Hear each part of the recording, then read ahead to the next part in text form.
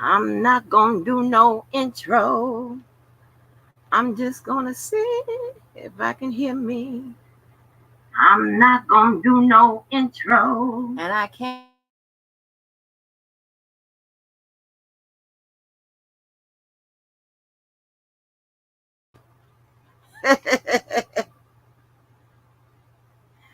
oh Lord, let me cut that down some. Ooh, it's up loud. Yes, I had to come back. Honey, they done dropped another one on us. And I got to clear something up. Got to clear something up, got to clear something up. Because we like to correct some shit around here. We got to keep it straight so that you know. So, let me put this up on the screen real quick. Because I knew that pedophile inference, that's why I went over it, was going to be taken out of context. And it has been taken out of context. So let me put that up real quick. I'll go over that. But yes, J-Bo is up while we up. Yes, she has dropped something. Yeah, this is another one. So let me put this up real quick. All right. I knew this was going to be taken out of context. That's why I went over it. All right. So we're going to go here. We're going to go to pedophile. All right. Let me read this over again because I don't know if I explained it correctly or not. All right. It says, contrary to Kelly's suggestion, the government need not to prove that Kelly's sole purpose in engaging Jane in sexually explicit conduct was to produce a visual depiction. See United States versus Ciros, 87 Federal 3rd, 34, 39, 2nd Circuit, 1996. A person who transports children across state lines, both to engage in sexual intercourse with them and to photograph that activity, is no less a pornographer simply because he is also a pedophile. Listen, that is not describing R. Kelly as a pedophile. That is talking about this particular case law. They are talking about this dude, United States versus Ciros. And I'll empty the bank. Then I'm right. I'm speaking absolutes, but I'll empty the bank. This is very easy to prove because this is something we used to do. What I used to do when I used to do it, right? So this is case law. And again, case law does not trump mandatory law or primary law. Case law is pretty much an advisory on how to interpret the law. Okay? That is case law is derives from cases that have already been heard, right? So this case is not has not been heard yet, right? Because still got another side and it has to go to the jury. So it has not been heard, litigated, and adjudicated, right? It has not. Okay? So this is not calling R. Kelly a pedophile. They are actually referring to whoever this series guy is. This is the case law right here. Okay, and I'm going to show you, I'm going to prove to you that I'm absolutely 100 correct. And I'm speaking absolutes, but I'm 100% correct. Okay, this is very easy. And I explained to you, and I knew when we got to this, that's why I kind of gave you a loose definition or a loose explanation that they are not calling R. Kelly a pedophile. That situation relates to whatever happened in United States versus Ciros. And I'm going to show you. I'm going to take this down and I'm going to show you one of the resources people use for case law, right? I'll show you. I ain't going to make it up. I'll show you exactly where that passage comes from. This is United States versus Ciros, right?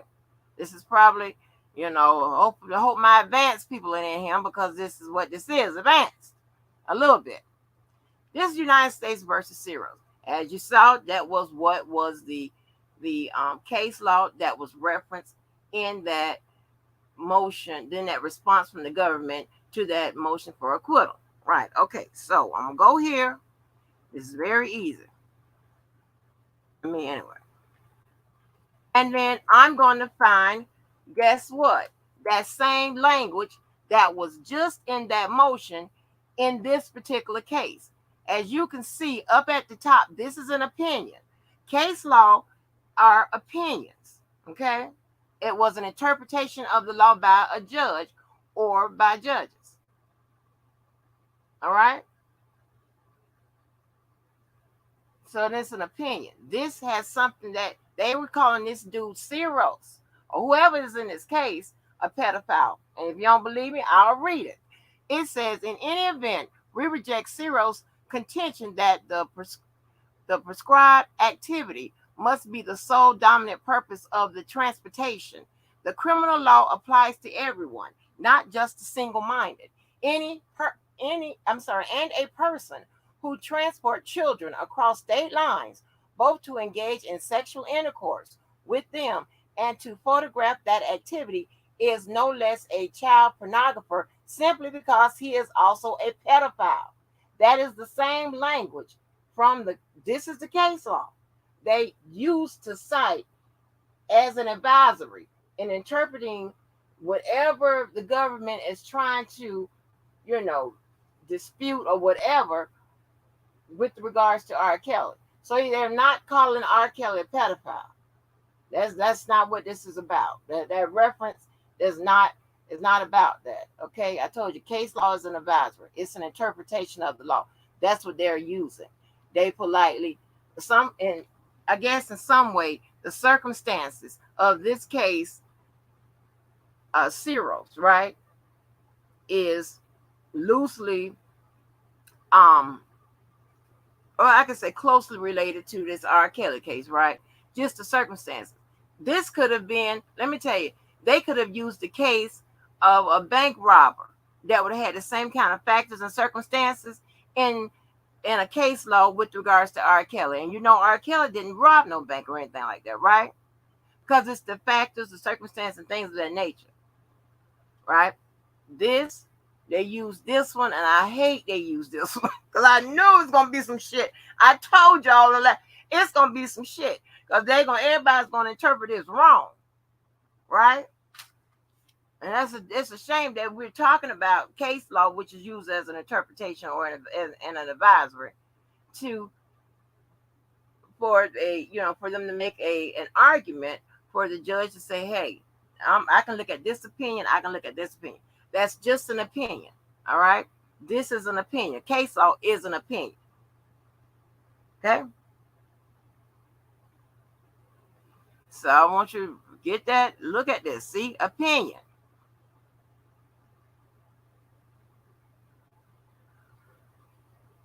This is U.S. versus Ceros. Okay. I'm gonna put it back up here so you know exactly what we were talking about. If you don't believe me. And I'm 100 and I don't know how many percent accurate. This may shit. Okay? All right. Now, we're going to look again. Right here. Y'all just heard me read what was in that opinion, right? I'm going to read it again. Contrary to Kelly's suggestion, the government need not prove that Kelly's sole purpose in engaging in Jane in sexually explicit conduct was to produce a visual depiction. See, e.g., United States versus Ceros, 87, Federal, 3rd, 34, 39, 2nd Circuit, 1996. A person who transports children across state lines, both to engage in sexual intercourse with them and to photograph that activity, is no less a child pornographer simply because he is also a pedophile. Okay? It's not calling R. Kelly a pedophile. They are citing that from the United States versus Ceros. They call it maybe Ceros. That's the dude that's in there, pedophile. And when you look at his case, it is about transporting some teenage boy somewhere. And I ain't read the rest of it, but that was his case. All right. Is that, I just saw the opinion, right? And so it's not going to list always the full case and whatever it entails, right? So it is customary for a motion for an acquittal as a matter of law be submitted before a jury gets the case. They did it in the last case. It's nothing unusual for that. It doesn't mean nothing more than they are just trying to get the case, get it acquitted. That's just what it means. Nothing special about it. It's customary. It doesn't mean that they're trying to avoid anything. They just trying to, last ditch effort to get an acquittal. That's what any good attorney would be doing. And they're trying to rest it on one person, that judge. They want him, as a matter of law, meaning an interpretation of the law, to say, hey, the evidence was insufficient to deliver to this judge. Deliver to this jury so they can make a decision with regards to this man's innocence or guilt, or these guys' innocence and guilt. That's all it is. All it is. Nothing more, nothing less. And I'll put the bank on it. So R. Kelly's not being called no pedophile. And this fucking judgment of acquittal, motion for acquittal, is just damn near customary. It happened last case.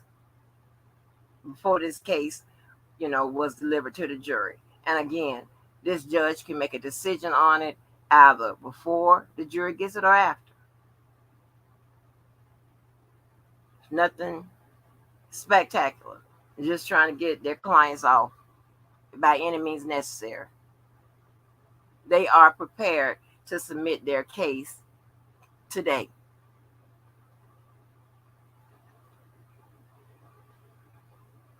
They really don't have no choice. What they do, they can sit there and say, hey, we ain't got nothing to present, and rest. They can do that, but I doubt that they're going to do that. So they are just trying to get this case acquitted. That's it. That's all. Nothing else. So, Debo, her ass is up.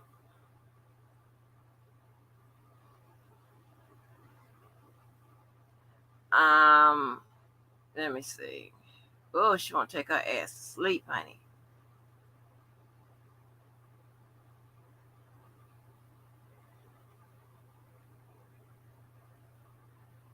Did you just tell your old people? Honey, I don't have no people. I'm just correcting whatever. Because I said this before when I read the what's the name? I read it initially, right? Because I knew that somebody was going to take it and think that, and I was really thinking Team Kels was going to take it and say, oh, they calling him a pedophile, and then that doesn't qualify as a pedophile because nobody was under the age of this and that and third and whatever. That's how I thought it was going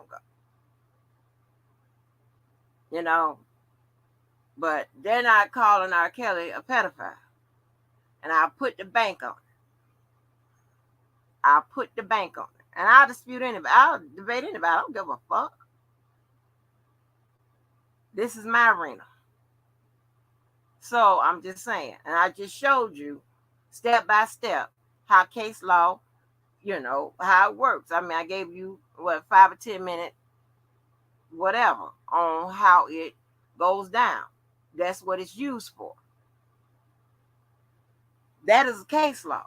And that is an opinion of a case that's already been heard. This case is still open. So it's not referencing this case. How could it be?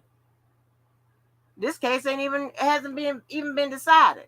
So how can an opinion be given on a case that has already been concluded? Yes, you can have like some interpretation stuff that has happened based on some things that has happened during the case. But that United States versus Sirius, that's already a decided case. That case had already been heard. That is the case law with regards to that particular dude. That has nothing to do with R. Kelly. That is just using that particular. And hate they did that. I hate it because I knew it. I'm like, oh no. I said, oh hell no. But I thought it was gonna be T. Kel's gonna be the one crying and hollering and screaming. Oh, they call me pedophile. That ain't right. The government ain't right. The government ain't right. Oh no. But you know, these people don't like to correct shit around here. I do. I'll correct shit in a minute because I want the you had to have the the right information and I'm open for that for correction. You know, you just come with the black and white. I have no problem.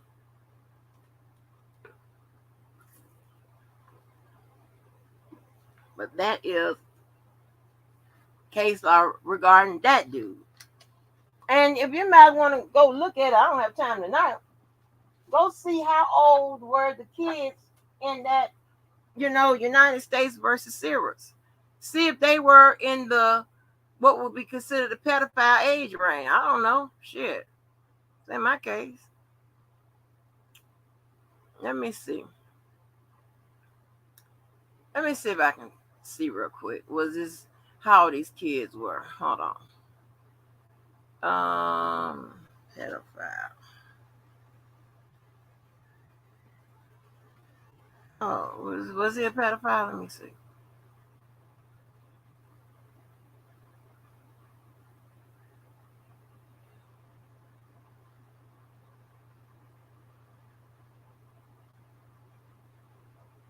They say teenagers. I don't know. Okay. Federal law enforcement purposes, a child molester is simply an individual who engages in illegal sexual activity with children. Okay, wait a minute. No, that's an analysis. I don't know about his case. A jury found his conduct violated 18 U.S.C. statute prohibiting child pornography. Sears was also convicted and engaged in. Hold on. Let me see. Is this right? Okay. Yeah, and I can see why they use this particular case law because this dude, let me see, rather is photographed sexual activity involved teenage boys who had been transported from Connecticut to New York by their grade school teacher. A jury found that his conduct violated 18 U.S.C. Section 2051. So I see why they use this particular case law in this. And this is a federal statute prohibiting child pornography. Sirius was also convicted of engaging in illegal sexual activity with one of the boys in violation of 18 U.S.C. Sections 2422. He was in addition found guilty of conspiring with the school teacher to commit foregoing crimes. Sirius argues that the jury was flawed in several respects, and he challenges the sufficiency of the evidence. So this is another reason why this particular case law was used as an advisory and an interpretation for the judge, you know, with regards to R. Kelly, because it's again sufficiency of the evidence. Although Sirius raises some novel contentions, none of them have merit, and we therefore affirm his conviction in all respects. So let me see. See, and I'm only getting his his opinions, right? I'm only getting his case laws. That's the only thing I'm getting. I'm not getting what actually happened in the actual case. I don't know. They say it was teenage boys. I don't know what, you know, everybody keep arguing about what constitutes a pedophile, talking about the age and all this and shit. I don't know. A defendant is no less a child of pornography because a pedophile did not commit. Okay. Hold on, y'all. Okay. Jury found. Hold on. Now y'all got me digging. Knowing I got to do J-Bo. Shit. Good defense argument that the court should permit me to use marijuana in court. On appeal. So this is about, you see, and this is about his appeals and all that keeps coming up, which really further tells you that that was case law. That was an opinion. Okay. They're using this with regards to R. Kelly as an advisory and interpretation only. They're not calling, the government's not calling him a pedophile. I bet the bank on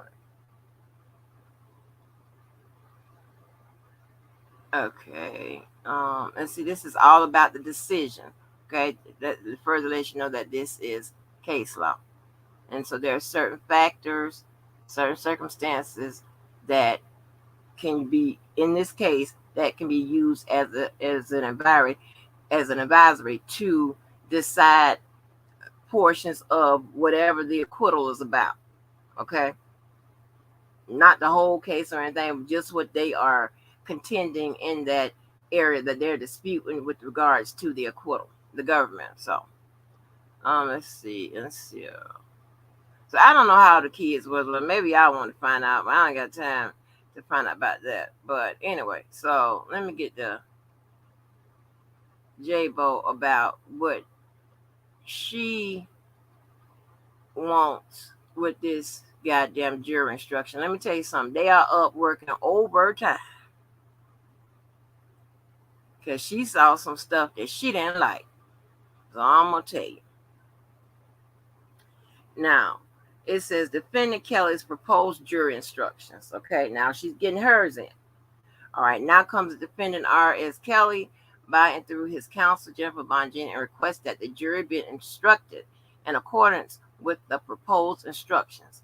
1. Defendant Kelly lodges his objections and proposed modifications to the government's proposed jury instructions in a red-lined copy of the document attached as Exhibit A. Additionally, defendant Kelly joins defendant McDavid's request that the jury be instructed consistent with McDavid's proposed instructions attached as Exhibit B. So she's again adopting somebody else's work, which is fine, especially if it's good work. Okay, and we know that Mary Judge, our girl, and McDavid's attorneys and shit have been putting in some pretty good paperwork. Now, if the people that's in the courtroom doing all the writing shit and whatever, can you please get what the judge say with regards to these motions? Can you get what they say? Can you write that down? Please, please, huh? So we'll know. Because this is important shit. This is the important shit that's coming out. This is the shit that makes or breaks the case. Okay? It says defendant Kelly further proposes that McDavid instruction 8, witness requiring special caution. Is it? Oh, special caution include Jane and Susan. Well, maybe that word wasn't causation. I read a little earlier. Maybe it was caution. Sorry, shit. But anyway, but now y'all further know what causation means. Let me see. Okay, so this is what I read earlier. Don't need to go through that. Hold on. Is this dated? Because this could have been the earlier one, not the one I read tonight, because I don't remember reading this out. I ain't read this out. Government instruction 1, members of the jury. So I've already read this at an earlier time because that is I remember reading this. Government instruction 1, the government instruction 2, government instruction 3, government instruction 4, 5, 6. Yeah, I remember all this. 7. Let me see what it's about. The fact you may consider the age of the witness, intelligence. Okay. And she don't have. Okay. So we're gonna get down to what she has a problem with. Okay. Now, this says, do not make any decisions. Now, this is the government's. Okay, this part right here is the government's proposed jury instruction that J-Bo has a problem with. And as you can see out to the right, she has made those her request, right? She wants these corrections, okay? Now, it says, do not make any decisions simply by counting the number of witnesses who testified about a certain point. It says, you may find the testimony of one witness or a few witnesses more persuasive. She wants that out. Okay, she wants that language out than the testimony of a larger number. You need not accept the testimony of the larger number of witnesses. She wants that out. Okay? She wants that out. It says, what is important is how truthful and accurate the witnesses were and how much weight you think their testimony deserves. Okay. She's okay with that. All right. It says, a defendant has an absolute right not to testify or present evidence. She wants that out. You may not consider in any way the fact that a defendant did not testify or present evidence. You should not even discuss it in your deliberations. She wants that out.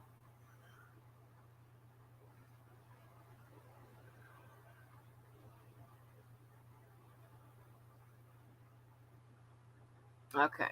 Now,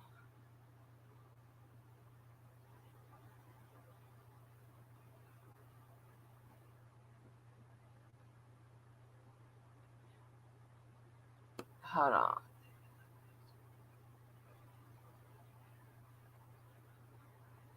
Now, what instruction is she talking about? Okay, there is no basic instruction unless the defendant argues.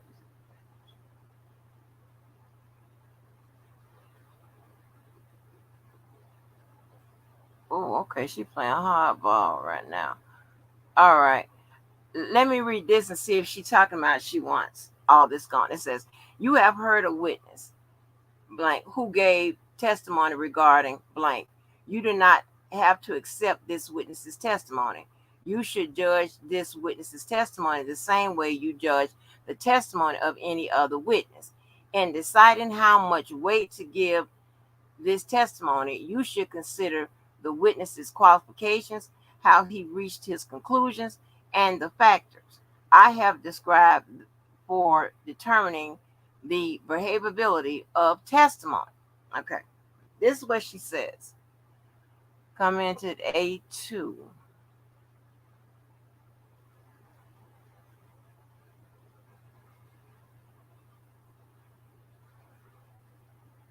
She says, defendant objects to the giving of this instruction. There is no basis to include this instruction unless defendant argues that defendant should be acquitted because the government failed to charge other individuals, which he does not intend to. And then and it says delete it. It says you should not speculate why any other person whose name you may have heard during this trial is not currently on trial before you. So,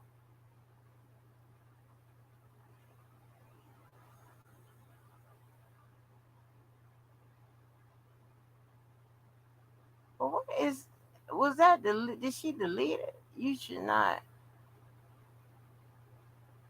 Hold on. Argues defendant should be acquitted because the government failed to charge other individuals. She don't. That is on instruction 12. But that's instruction. Why she got instruction 12 on 11? Hold on. What the fuck? Okay. She done skipped the whole situation here. So I would have to go and look to see what the instruction 12 was. Because she done skipped 12. So whatever 12 is she wants that whole thing up. She wants something deleted, and then she has some type of side note with regards to instruction 12. So I'm sorry, y'all. She didn't include section 12 in this. So I don't know what the fuck is going on. All right. Okay, let me make sure she got this shit together. She fucking me up. Okay. All right. It says you have heard a recorded conversation and seen video recordings. This is proper evidence that you should consider together with and in the same way you consider the other evidence. Okay, let's see what she says. She says, defendant omits this portion because the transcripts were not actually used in connection with the viewing of the videos.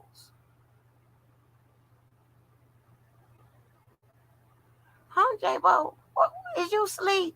Hold on. You ever heard and seen recorded videos? This is proper evidence because you should consider them together. Consider to that you should consider together with and in the same way you consider the other evidence. The defendant omits this portion because the transcripts were not actually used in connection with the viewing of the videos. You child, I don't know what the fuck she talking about.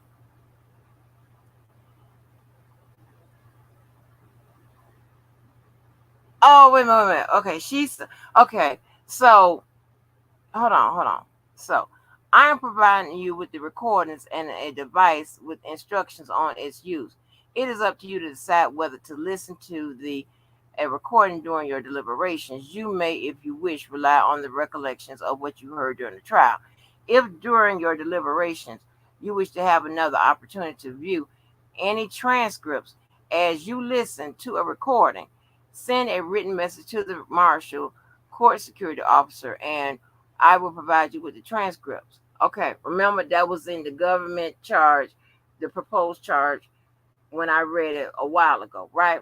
The proposed government instructions. All right, this is what she wants deleted. You are also, she wants the, looks like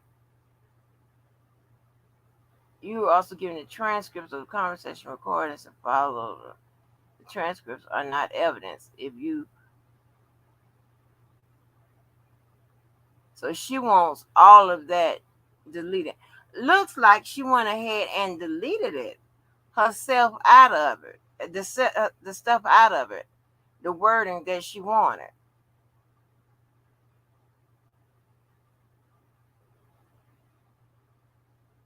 It was like she deleted it out of the goddamn jury instruction. That required me to have to go back and look. Defendant misses a portion because transcripts was not actually used in connection with the viewing of other videos. Oh shit. Okay, it says certain summary charts were omitted in evidence. You may use those summary charts as evidence. Okay, she wants that deleted. It says even though the underlying documents evidence are not here. Okay, it says the accuracy of the summary charts has been challenged. The underlining documents evidence have been also been admitted so you so that you may determine whether the summaries charts are accurate. So she wants the word the underlining deleted, and she wants summaries and charts are accurate. She wants that deleted. Okay, so admitted so that you may determine whether or not the summary charts are accurate. I mean, I don't know why she would want that deleted. It's not saying that they are accurate. It's like you can make a determination if they are accurate. It says it is up to you to decide how much weight to give the summary or charts. Yeah, she wants that deleted too. Uh, I don't know why she would really argue that because it's only pretty much saying that the jury can give weight to the evidence, right? Well, for the accuracy and how accuracy that evidence is, and use that in determining their decision. Now let me see. Defendant can objects to this. Okay, this might be a good one. It says certain summaries charts were shown to you to help explain other evidence that was admitted, specifically identity of demonstrative exhibit, if appropriate.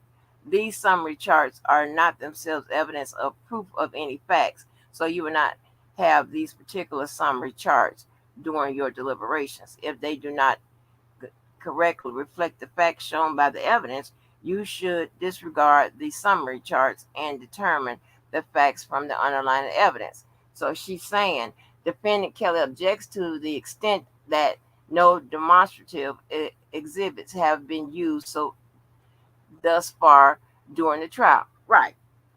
And I kind of agree with that, right?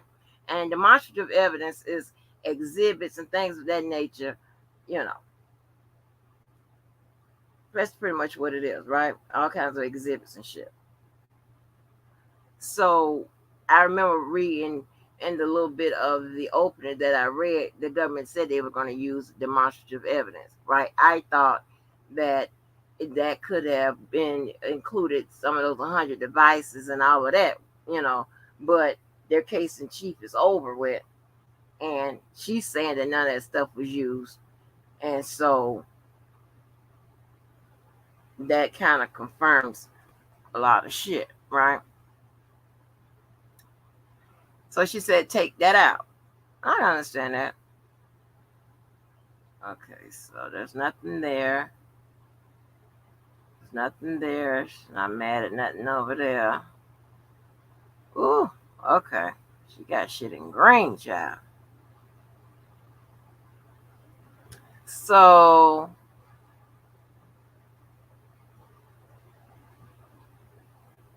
okay, so right here, we got, and I'm just reading the issues that she got problems with. It said minors mean any person under the age of 18 years, except when determining whether the defendant has committed the offense of aggravated criminal sexual abuse, which will be defined later in these instructions.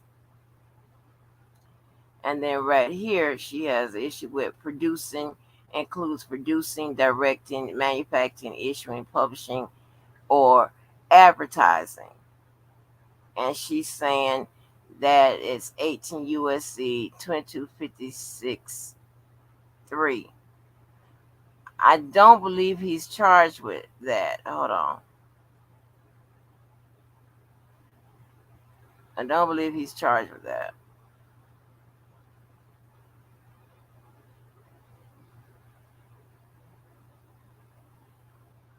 I'm 18. Is he charged with 2256?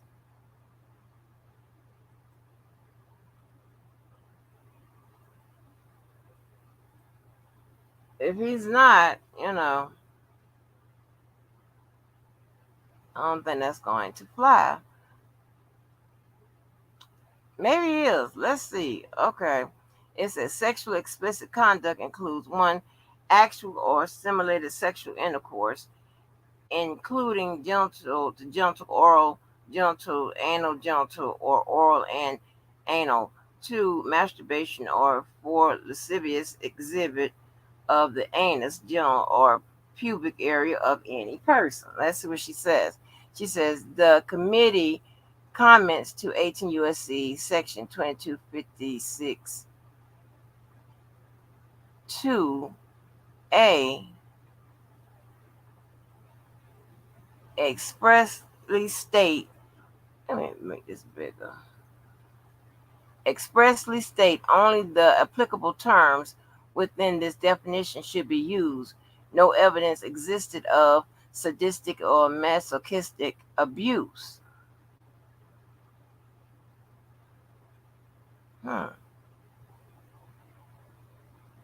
And deleted is sadistic or masochistic abuse. Deleted shun. Okay. So again, she's going through and deleting some of the shit.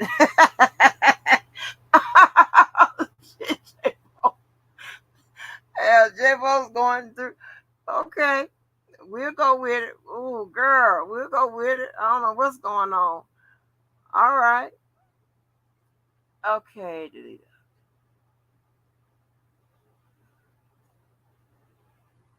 Okay, this might be a good one.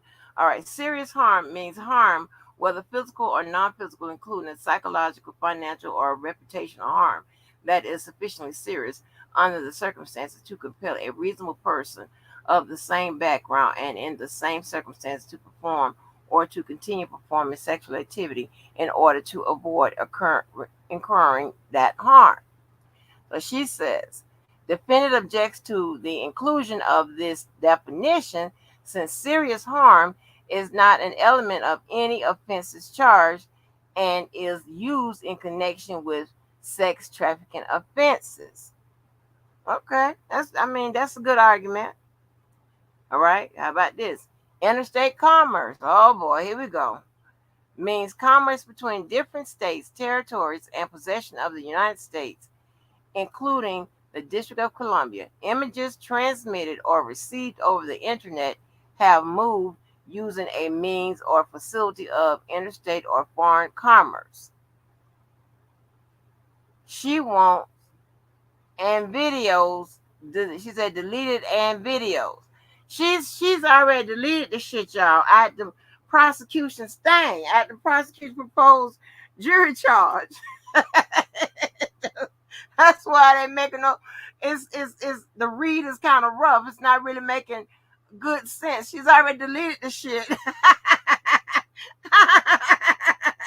Oh shit! Wait a minute. Oh no. Ooh, they mad. They gonna cuss her out, honey. They gonna cuss her ass out. Okay, specific counts. I will now describe to you the specific charges in the indictment and what is required to prove each of these charges.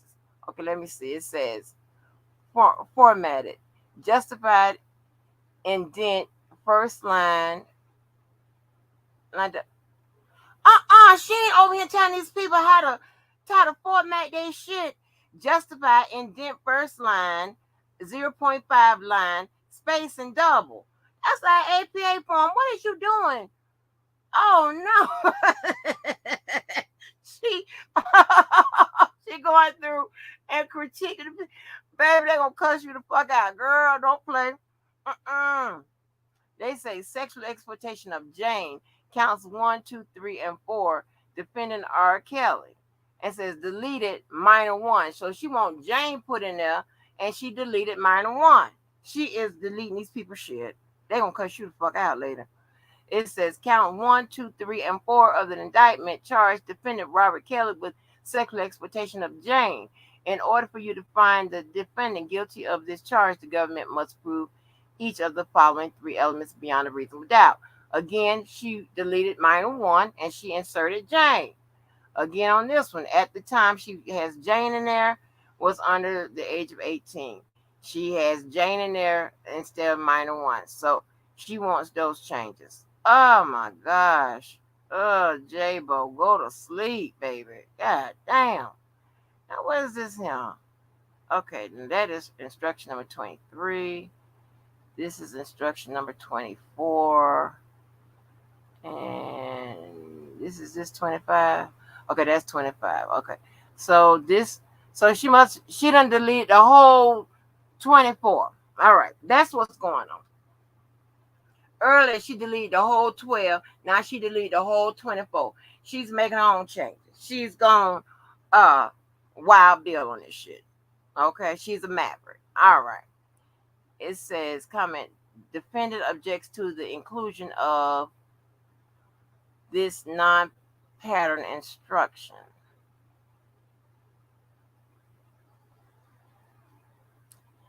Okay.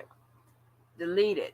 The government need not to prove that a defendant was aware of or played a role in every act of the conspiracy or that the defendant knew every member of the conspiracy. Instead, the evidence need only show that the defendant was aware of the aim of the conspiracy and made a knowing decision to join it. Okay, so she wants pretty much the whole definition of a conspiracy deleted. All right, so she went ahead and deleted the motherfucker. Yeah, that's what she did. And maybe the form. I hope she's not revising the people how they type this shit up or whatever. Hopefully the formatting and all of that. Hopefully that's just something that pops up whatever program she's using. Hopefully she is not, because that is, yeah, That's telling, she's pretty much telling you, hey, you ain't formatted your shit right. Mm, mm, mm, mm. That'll get you cussed out right there, baby. You don't tell professionals. You don't critique a professional or don't critique another professional and shit. Right down to the motherfucking writing and all this and the formatting of the paperwork and all that. You get cussed the fuck out, huh? Bitch, I ain't correct your ass. The fuck you fuck with me for? I if I wrote it and submitted it, it still work. On play, shit. Mm, mm, mm, mm.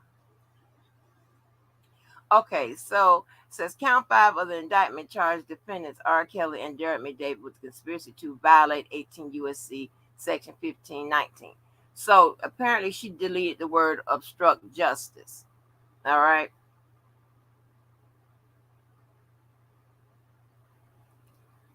And it says down here, she says, one of the conspirators committed an overt act in an effort to advance the goals of the conspiracy sometime after July 11, 2014.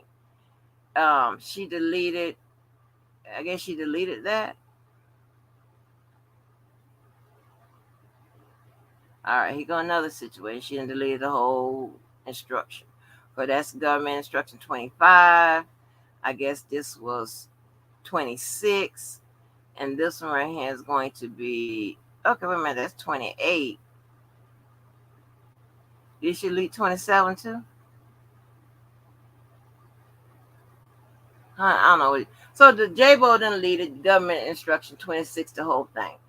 And that was count five charges a conspiracy to commit the offense of obstruction of justice. The offense of obstruction of justice is committed when one, a person knowingly alters, destroys, mutilates, conceals, covers up, falsifies, or makes false entry in any record or document or tangible object. A person acts with the intent to impede, obstruct, or influence an investigation or proper administration of any matter, and the investigation or matter is within the jurisdiction of an agency of the United States. That was the whole government instruction 26. She deleted the whole thing. Okay. She object. So, and here's the thing, right? Another reason why they probably going so hard at this conspiracy, because guess what? Well, of course, that helps with your, with what you got left, right? You still gonna have some charges, but if you get those off by acquittal, then you cooking with gas, right? You're doing a little damage, right? But also, you can kind of start an argument with those tapes and shit, right? Because you could kind of say, like, all right, now since the conspiracy is gone, I can say that, listen, those tapes were legal sex tapes.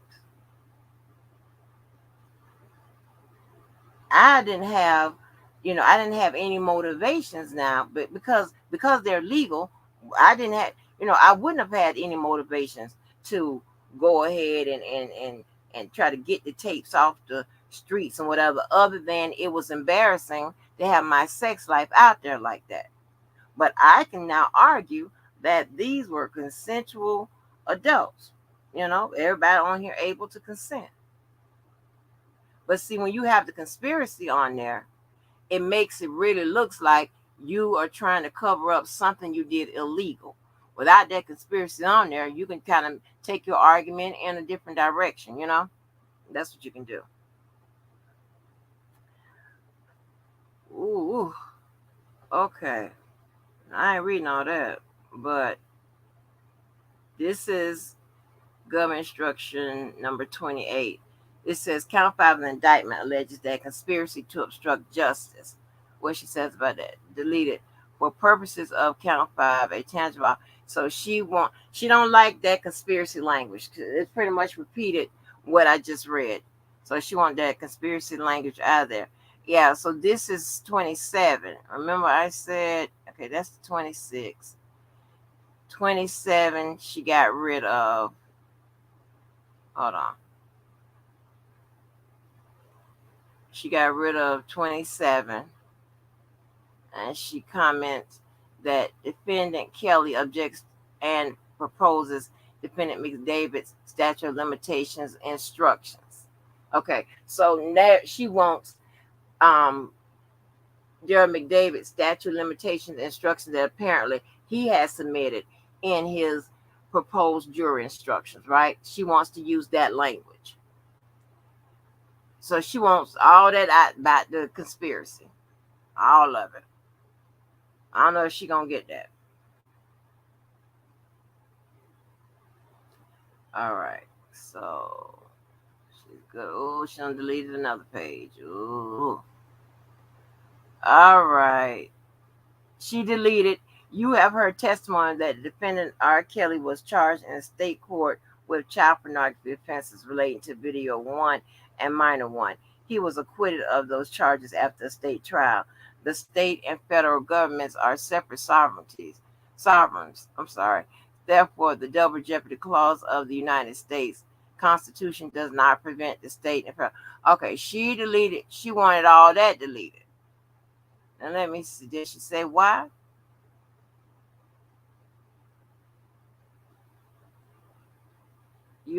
She also have you have heard evidence that certain witnesses took one or more polygraph tests, and polygraph tests. You may consider evidence related to the polygraph test only in deciding one whether to charge a conspiracy to obstruct justice. Okay, so she wants just about everything with conspiracy out. All right, so back up to this right here with the charging about the federal governments are separate sovereigns, right? Therefore, double jeopardy clause of the United States Constitution does not prevent. All right, maybe, and you know she's not going to be right because you know it's not double jeopardy, or the guy should do a statute of limitations. Maybe she may try to infer that this is a replay of the state case. She may try to use that. Remember, she's trying to cast doubt over this whole prosecution. And also, she wants to make it look like it's unfair. His rights are being violated, whatever. Maybe she wants this language removed because she's going to make an inference of play on that. Not saying it's double jeopardy. Please get it correct. Okay, I'm not saying it's that. And she probably won't use, well, she can use the word double jeopardy or whatever. She can use whatever. They probably object to what have you. But she can use it. That doesn't mean that it's factual. Because you know she likes to play on rights. So there, if you try to paint out that hey, you know, he's already been, this is a replay, blah blah blah, whatever, make it seem like it is double jeopardy, because the jury is not going to know what makes this not, you know, what prohibits this not from being double jeopardy. They're not going to know unless you know what I'm saying. So they took all of that out. If they take all that out, which is pretty much the definition of double jeopardy, she gets to broaden her strategies, her tactics, and go after more rights, malicious prosecution, selective prosecution, blah, blah, blah. This has already been done. This is a replay. This seems more like double jeopardy. Okay, but it's not. Okay. This is a strategy. All right? You got to know the difference. Strategies and tactics, they may probably use a lot of language. You know, some are not factual. All right? Just know that.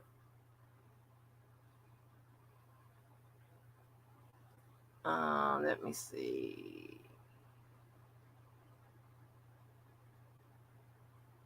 So I be trying to explain this stuff so y'all won't carry a bone at him. Y'all won't care. Hey, she said, this gonna be, Debo said it's gonna be double jeopardy. She might say it. That don't mean it's true. Okay? All right? Just want to let you know.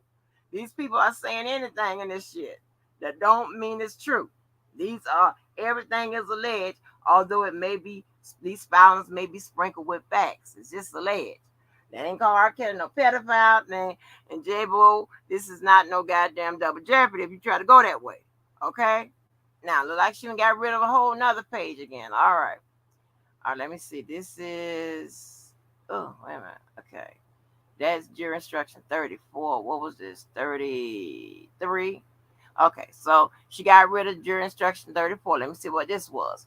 For purposes of count 6 and 7 and 8, in determining whether video 2, 3, or 4 contained a lascivious exhibit of the anus, genitals, or pubic area of any person, you may consider the intent and motivation of the videographer. Okay, so she wants that, the whole thing gone. She done deleted that. They don't cuss her the fuck out. Okay, so she also got rid of government instruction number 35. What was that? She deleted any person who knowingly, what was that? Aids, counsel, commands, induce, or procures. I'm sorry, I can't see this shit. Procures the commission of an offense may be found guilty of that offense if he knowingly participated in the criminal activity and tried to make it succeed. If a defendant knowingly causes the acts of another, then the defendant is responsible for those acts as though he personally committed them. Okay, again, this is hitting at whatever that conspiracy and obstruction shit was going on. They don't want none of that in this, okay?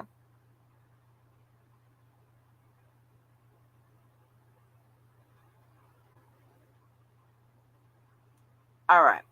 Now, okay, so she really objects to using the word minor. All right, so it says count 9, 10, 12, and 13 charge defendant Robert Kelly with enticement of Jane, Nia, Pauline, and Brittany.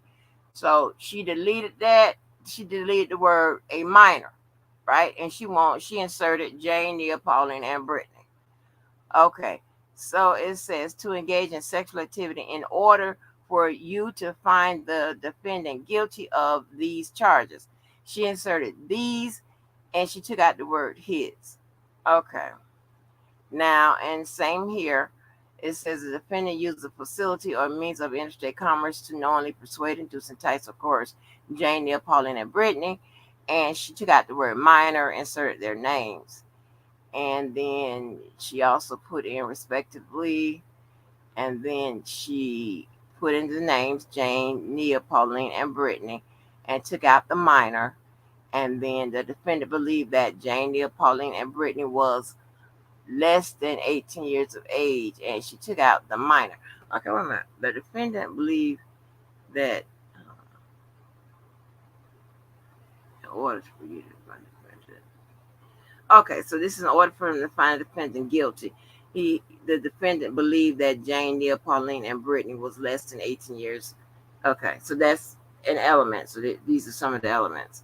Okay, if the sexual activity had occurred, the defendant would have been committed the crime offense of aggravated criminal sexual abuse as defined in the following instruction. Okay.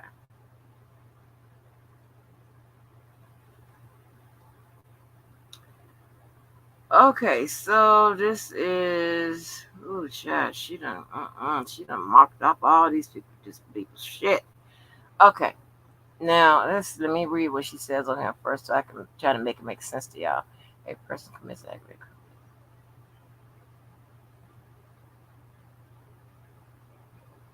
All right, let me read this. It said to sustain the charge of aggravated criminal sexual abuse, the government must prove the following propositions by proof beyond a reasonable doubt.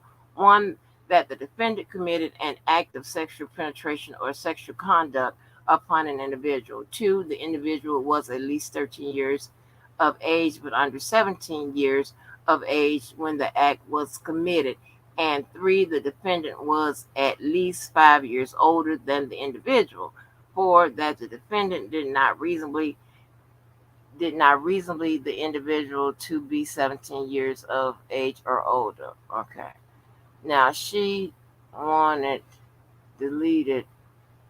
She deleted a person commits aggravated criminal sexual abuse if that person commits an act of sexual penetration or sexual conduct with the victim who is at least 13 years of age but under 17 years of age, and the person is at least 5 years older than the victim. So she wants that out. Now I don't know about that lady because that is how the Illinois state law is written. So I don't know about that. I don't know if you're gonna get that. I don't know about that.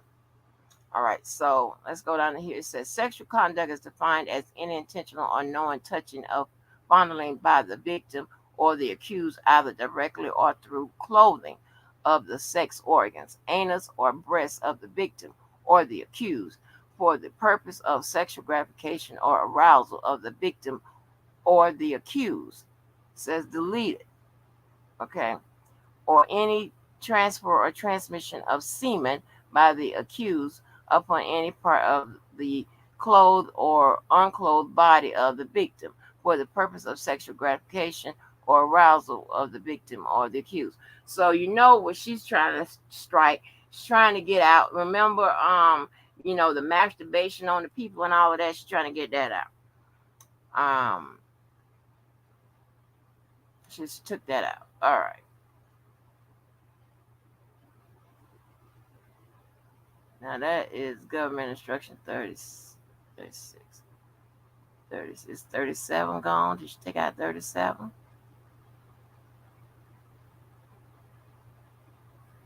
Yeah, she took out 37. Okay.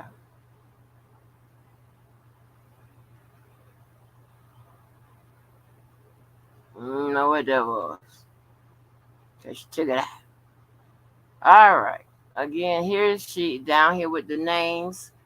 Um, this was enticement of a minor, number 11. This has something to do with Tracy, right? So apparently, the word she took out the minor. She wanted Tracy placed in there. So number 2, you see Tracy was less than 18 years of age. The defendant believed that Tracy was less than 18 years of age, the minor, and she took out. Let me see. She inserted 18 USC section 2051A, sexual exploitation of a child, which is defined as the following instruction. She took that out. Now, and another thing, reason why she could probably be inserting the names in, because if there's any inconsistencies and things of that nature, it's easier to tell the jury to refer to them by names. And it's easier to say, hey, Tracy was inconsistent here, this, that, and the other.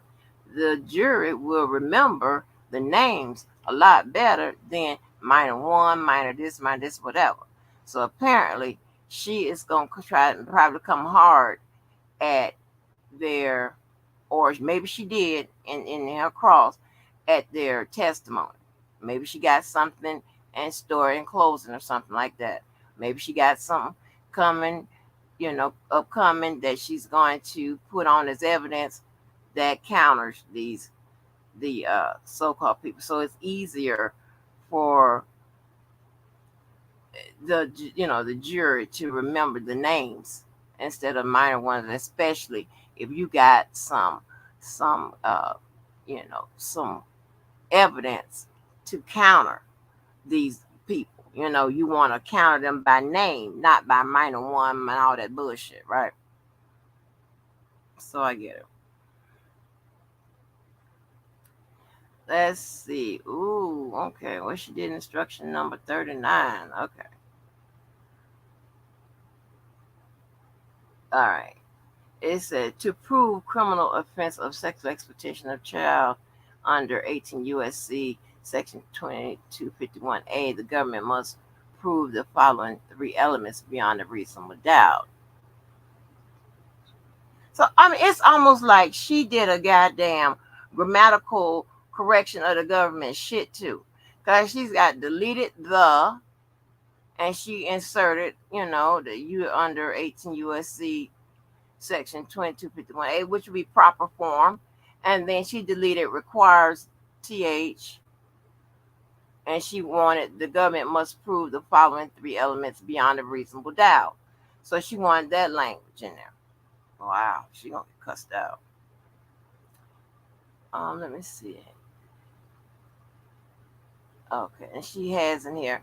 At the time, Tracy was under the age of 18 years of age, and to the defendant, for the purpose of producing a visual depiction of such conduct, employed, used, persuaded, coerced Tracy to take part in the sexually explicit conduct. And three, the defendant knew or had reason to know that such visual depiction would be mailed or transported across state lines or in foreign commerce.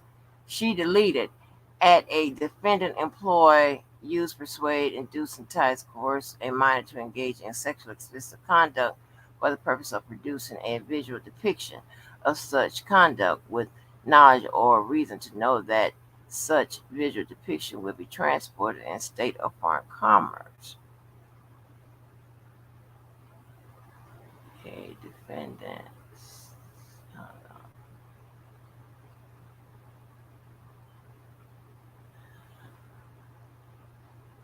Yeah, so she changed all of that.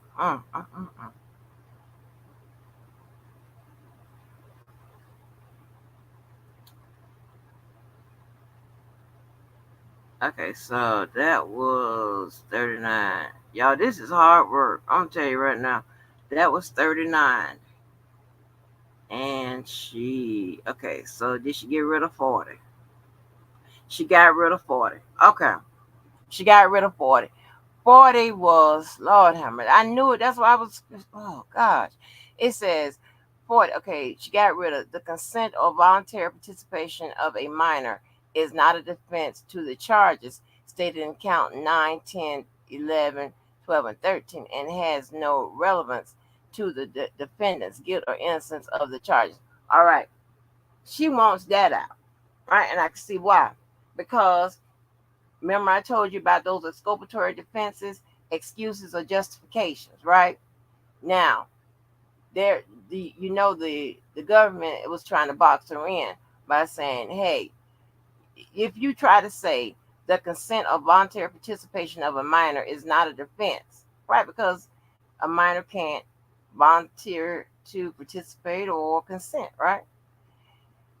You know, but if J-Bo tried to allude to that hey, they were some willing participants, or thereby consenting, and that may be, caused R. Kelly to think that he had consensual sex or whatever, blah blah blah. And I'm just giving an example of how a defense can be shaped around that.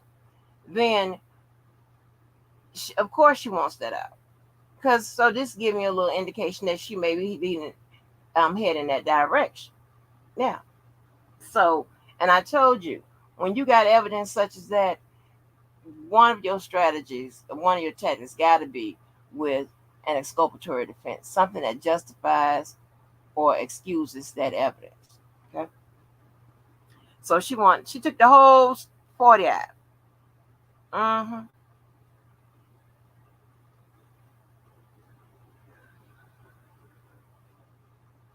Yeah, she need to go to sleep.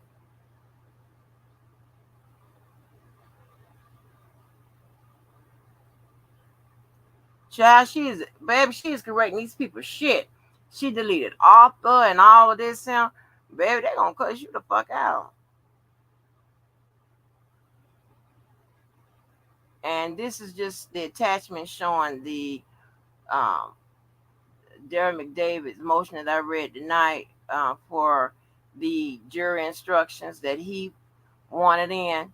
She's just attaching that to show that she adopts. Remember early on she said she's adopt their proposed jury instructions. So that's why she's enclosing that in here, and she didn't make any changes to their shit. So yeah, so that's pretty much what that is about. Lord have mercy, girl, go to sleep. Mm. Yes, go to sleep, go to sleep. Let me come in here and holler at some of y'all. What's up, Mac Dime? Hey, Courtney Love. Hey, Lady Tech. Hey, Candy Harris. Hey, Cool BJ. Let me see. Hey, millionaire, Miss January, Courtney Love. I'll be Curtis and drop the link about hot 15 minutes. Yeah, so where did it go? Here we go. Yes. She done motherfucking constructed them people shit. Oh, honey, wait a minute. You done told us how to type, bitch. You don't tell me what to do. Man, I know they probably like, go to sleep, ho. I don't know how. I don't think I'm getting all my goddamn notifications. Cause that pretty much kind of slipped on in there. Let me see something. I'll make sure they up. I know she probably, she's a cool a smooth operator, but I know she's probably like, I'd be nervous as hell, opening this tomorrow.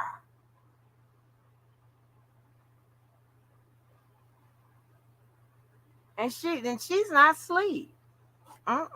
She ain't sleep.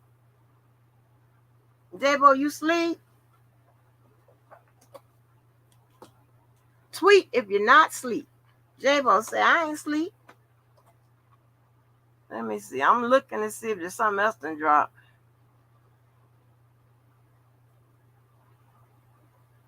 Oh boy.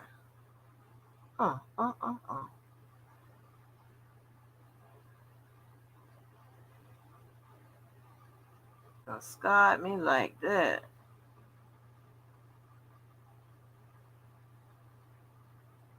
Where is the government's jury?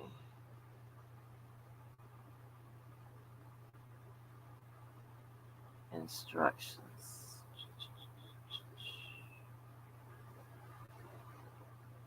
Are they on here? I read them before. I promise you, Chicagoans, please get y'all shit together. I hate how y'all put this shit in the system. You can't.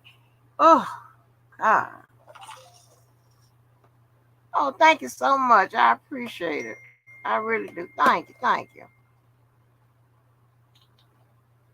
No, I ain't sleep either. No, I'm up actually good outside trying to do some work, honey. Ahead of today. And this him, mess him.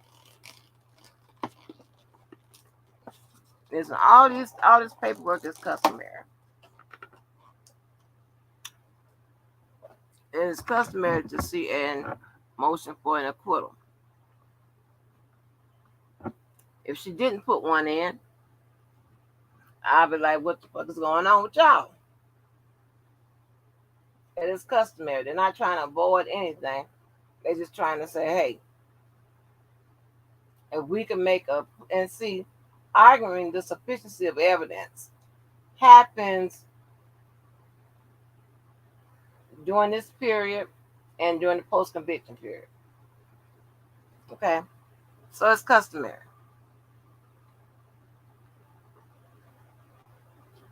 To ask the judge to make a decision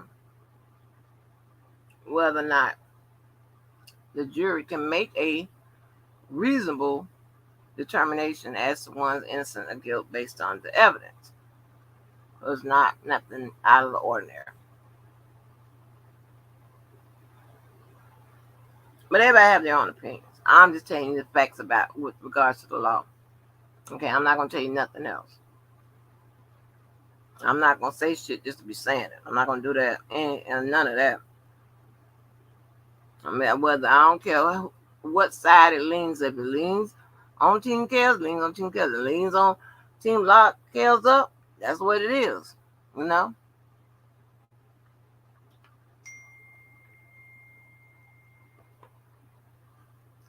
But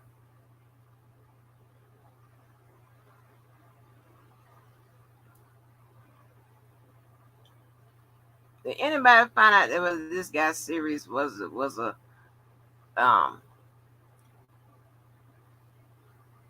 how the boys was in this shit?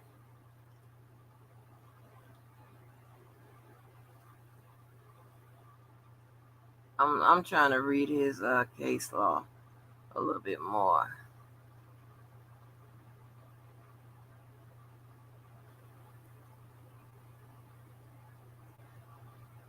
Because it's so dominant. What was the appeal of the conviction? Was it photograph sexual? So when they say grade school, connected to New York by their grade school teacher. Grade school is what grade school means. Grade school means, let me see, what age is grade school? Maybe that'll tell us the age of the alleged victims in this case. Grade schools, honey. Wow. What is, okay, well, okay, good. Okay, so so the serious guy is a pedophile. Grade school is the same as elementary school. They were elementary students. Yeah, so that's why they call this dude Sirius is a pedophile, not as R. Kelly. They call this dude because this was a grade school, and grade school is considered elementary. Oh, damn! If I'd have kept reading, I would have found it. It says, Gary Booth, a school teacher in East Hartford, Connecticut, regularly seduced young male students. Both Christopher Group and Thomas Miller were students at the East Hartford school system and came to know Booth while he taught at Mayberry Elementary School. While Coop was in the ninth grade, Booth invited him to his rural home to chop wood and around the house. During that visit, Coop was staying in the basement of his home. Both plied with alcohol to show him pornographic movies. After gaining Coop's confidence, began to engage him sexually. Well, he died. So, okay. Private search photograph.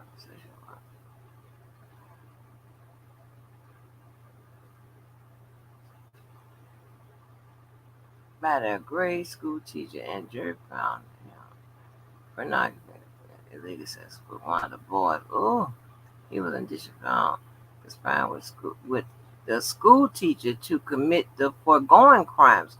Wow, this dude Cyril's was conspiring with a school teacher to commit the foregoing crimes. Cyril argued that the jury charge was flawed in several ways. So listen here, this Cyril's case law also had issues with the jury charge, aka the jury instruction. He also challenged the sufficiency of the evidence. Yep. Although Sears raised some novel contentions, none of them has merit, therefore they're firm. Right. So I see why they use this case law as an advisory, as a guide to interpreting and making an interpretation of R. Kelly's shit he got going on with his case, because it is very, closely related, and some of the arguments are the same, you know.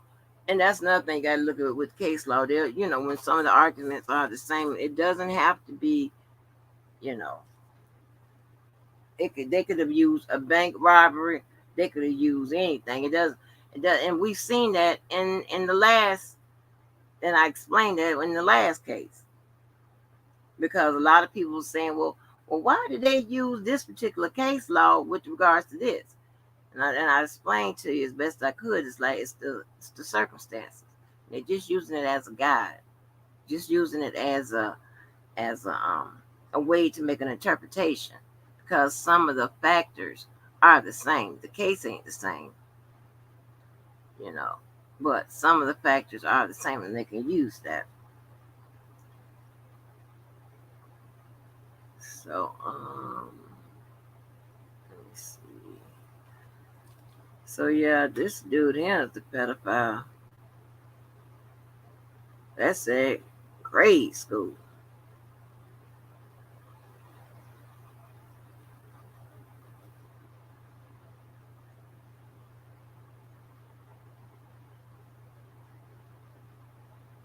Wow. Who joined him? They having sex with these boys.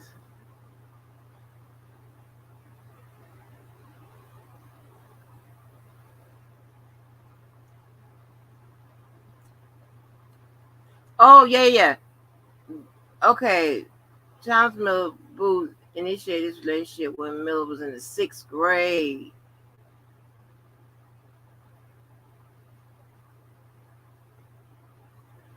Yeah, these people in this series case are definitely pedophile. This 6th grade and elementary school and shit like that. The fuck?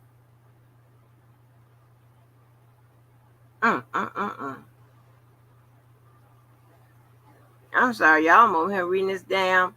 Let me come around here with y'all. I'm getting all wrapped. Y'all can't even see what I'm reading, but I'm getting all wrapped up into that series case law that's in that government's damn response to that motion to acquit. Yeah, oh my gosh. They've given the kids alcohol, all kind of shit to loosen them up and all of that. And I think I just read the man, the serious man, he had a wife and kids and shit. They doing all the shit all in the basement with the computer and shit. God damn. It is some sickos in this world. And to think that he conspired with some goddamn um teachers and shit. That's scary. My God. That's some sicko ass shit. It was good with it, Karen was good with it. Hey, Courtney Love. Right, right. Hey, Omar Harris. And it was Debo case. I don't know. I miss old Boski. Hey, Shanika.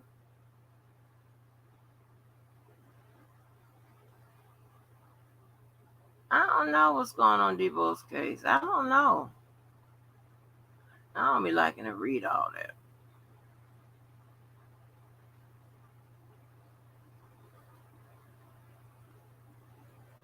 I don't know. Maybe somebody will update us.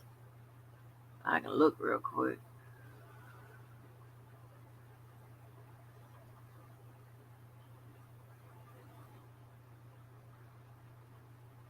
I'm wanting to read all that shit.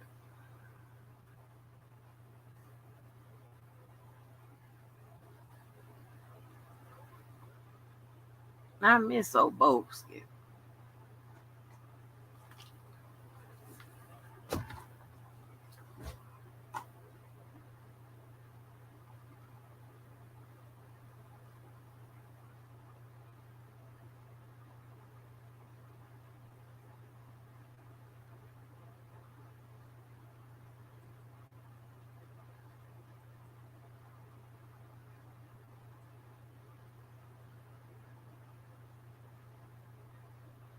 There's a little action to going on.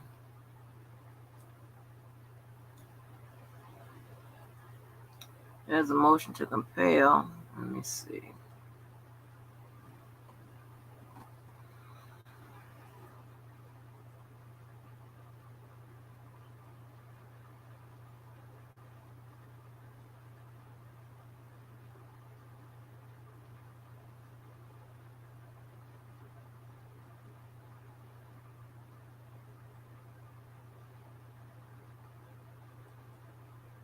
Hold on. Let me see what this is about.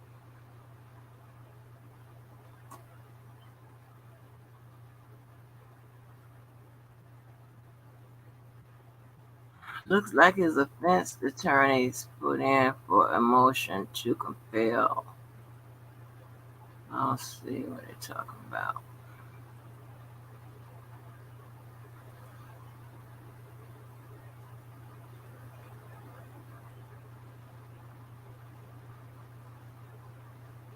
This is about Debo. Somebody asked about Debo. Okay. Uh, it said Christopher Gunn was arrested on June 25th, 2022, and charged with making an online threat In the ensuing 7 weeks, the government has yet to provide the defense with a copy of the alleged threatening communication or any other discovery. Instead, the government has sent the defense a proposed protective order that has two main features. First, it would prohibit the disclosure or discussion of all discovery except among Mr. Gunn and the defense counsel team. Exhibit A14. Second, Mr. Gunn would be prohibited from even possessing some materials marked protected discovery outside of the presence of the defense team. In a conference on July 20, 2022, the defense noted its objections to this proposed order, and the court asked the parties to confer further. The parties have done so, and the government has indicated it will not modify the proposed order, even in light of the fact that Mr. Gunn bail was modified to prohibit access to the internet, and Mr. Gunn lives in Illinois and is prohibited from traveling to New York where his defense team works. I am therefore writing to object to the government's proposed protective order in this case and move the court compel the government to start providing the defense with Rule 16 discovery. Right. Now, this is crazy. One, that the federal rules of criminal procedure require the government to show good cause to obtain protective order.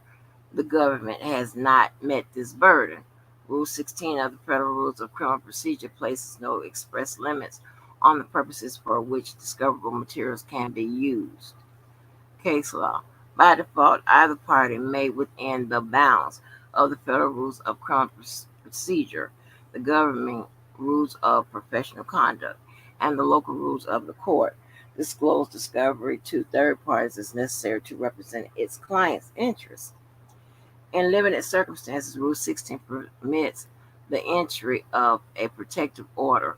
Rule 16d1 of the Federal Rules of Criminal Procedure provides at any time the court may, for good cause, deny, restrict, or defer discovery or inspection or grant other appropriate relief. To restrict the defense's access to discovery, the government bears the burden of establishing good cause for the limitations on disclosure imposed by order. Case law. It says that case law, there's a supplement there, says that where the defendant objects to the government's proposed method of conducting discovery, however, the burden of showing good cause lies squarely on the government, meaning that the government should turn over the damn discovery, right? And then you got another case law that said courts should take care to ensure that the protection afforded to discovery information is no broader than is necessary to accomplish the proffered goals of the protective order. In determining whether good cause exists to implement a protective order, courts look to whether the party seeking a protective order has shown that disclosure will result in clearly defined, specific, and serious injury.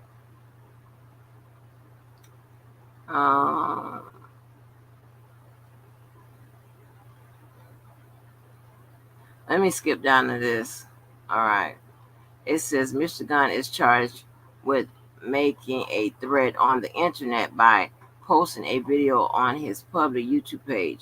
While serious, the charge and the resulting discovery is not complicated in nature and likely include much information that is already in the public domain. The government has not put forward a good faith cause to an expansive proposed protective order, and it is unwarranted. Okay.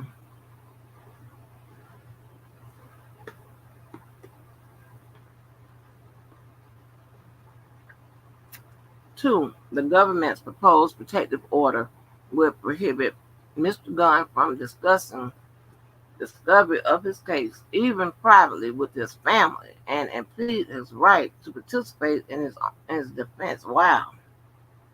What?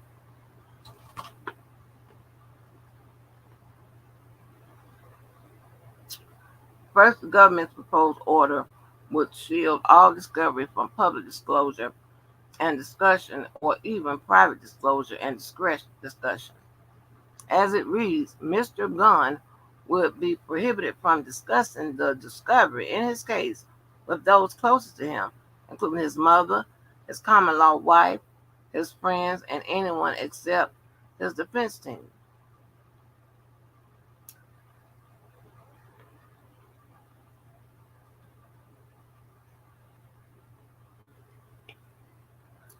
Mr. Gunn's case does not involve classified, secret, or sensitive information. Mr. Gunn should be allowed to discuss his case with others. This gag order is completely unjustified by any good cause.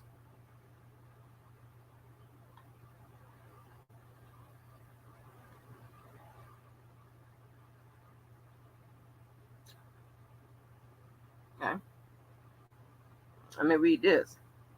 Additionally, because the proposed protective order purports to limit Mr. Gunn's ability to speak to others, it should be evaluated as a prior restraint on his speech, implicating his First Amendment right. That's good. Let's see what else.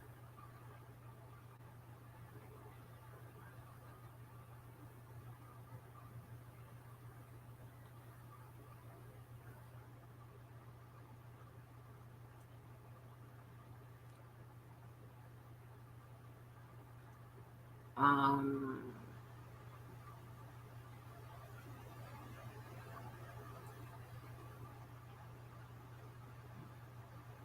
right, the court should compel the government to comply with its discovery obligations. Um, all right, let's see what this says. Mr. Gunn has been charged with a federal crime based on a specific video he allegedly posted on his YouTube page in October 2021. This video is likely the main evidence in his case, and the government discussed it at length in the July 1st, 2022 bail hearing. Despite this, the defense still has not seen it. Oh, wow. 7 weeks after Mr. Gunn's arrest, in response to an email sent by defense on July 15 requesting this video, the government wrote on July 18 that it would provide counsel a copy of the video. It still has not. Wow. As explained in the status conference, the defense anticipates motion practice, including relating to whether the video was protected First Amendment speech. The defense, however, is completely hampered in working on this motion without actually reviewing the video that the government relies on. Wow.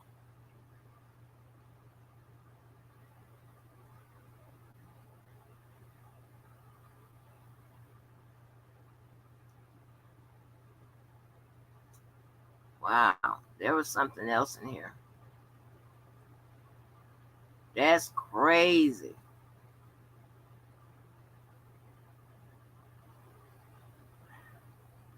So is the Chicago thing with him closed out and it's just New York? I hope so.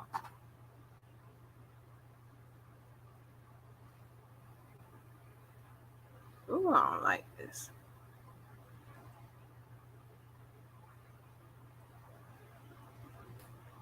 That's more okay. Response to in opposition. All right, let me see what this says.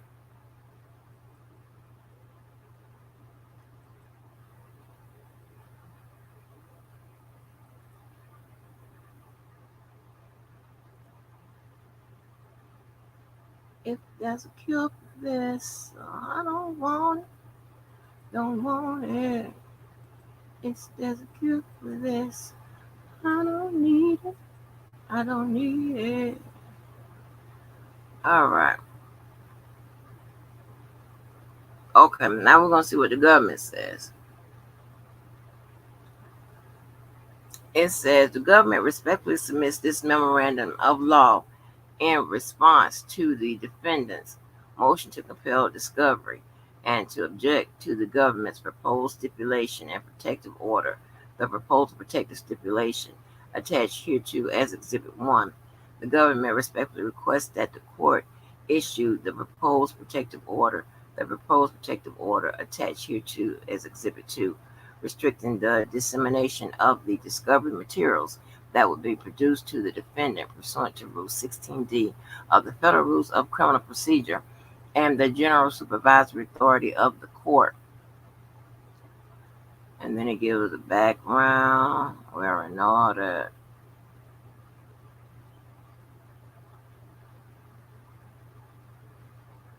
Okay, let's see what the legal standard is. It says the court has the authority under Federal Rule of Criminal Procedure 16D to issue a protective order restricting the dissemination of discovery for good cause.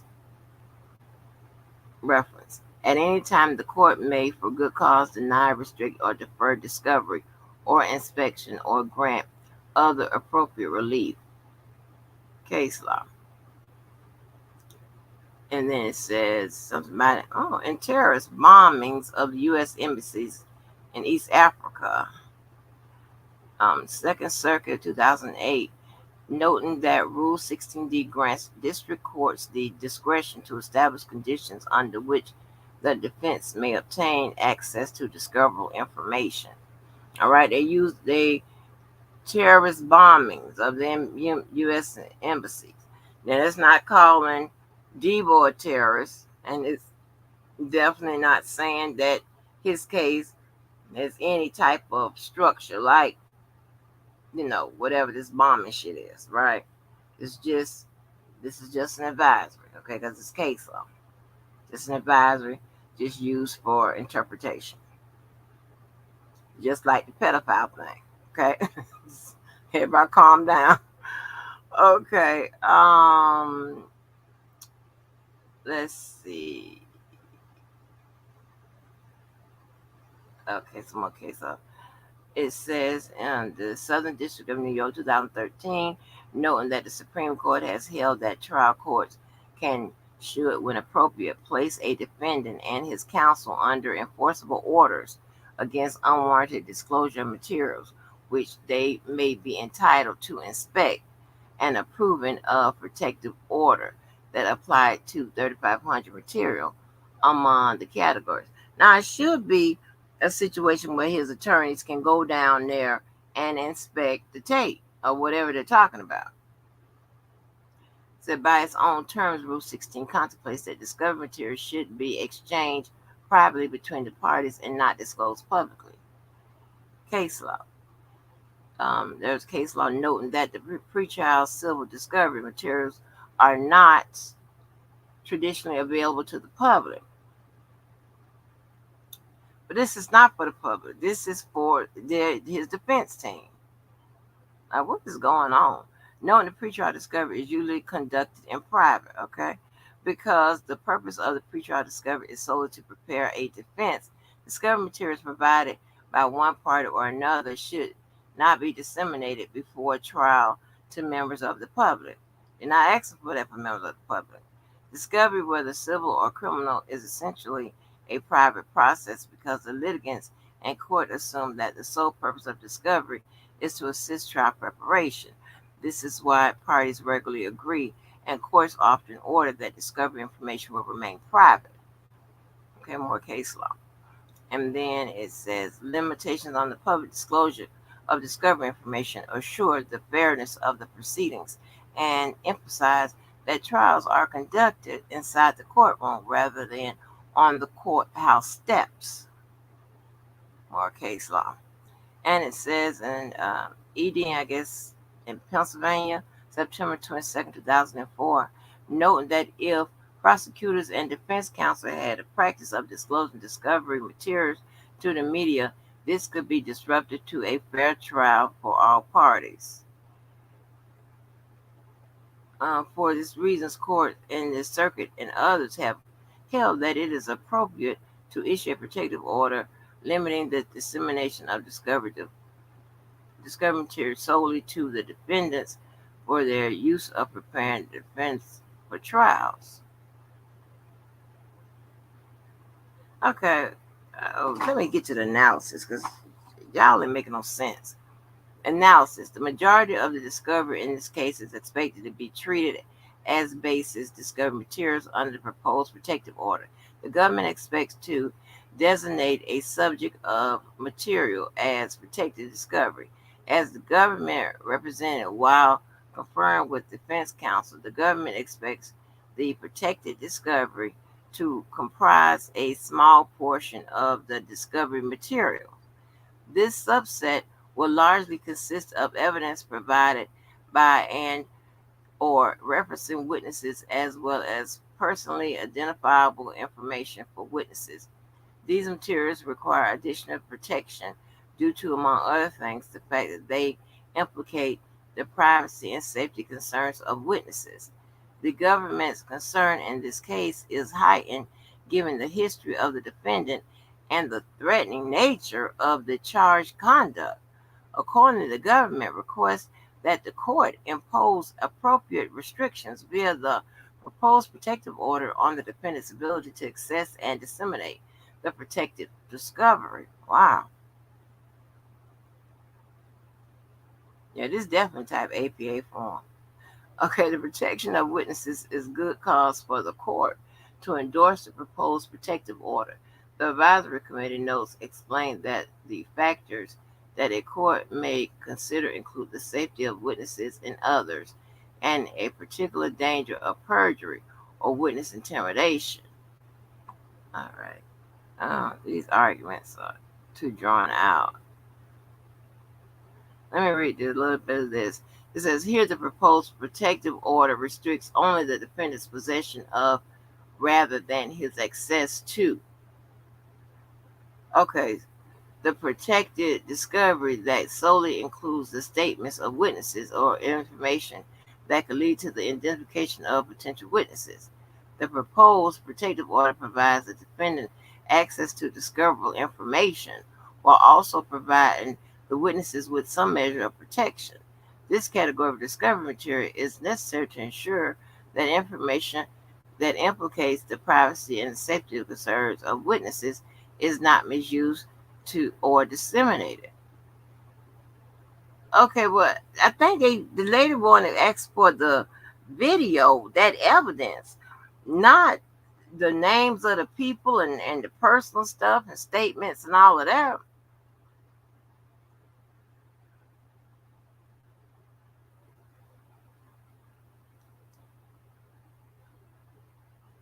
Okay, let me read this. Further, the government is not seeking to deny the defendant access to the discovery materials.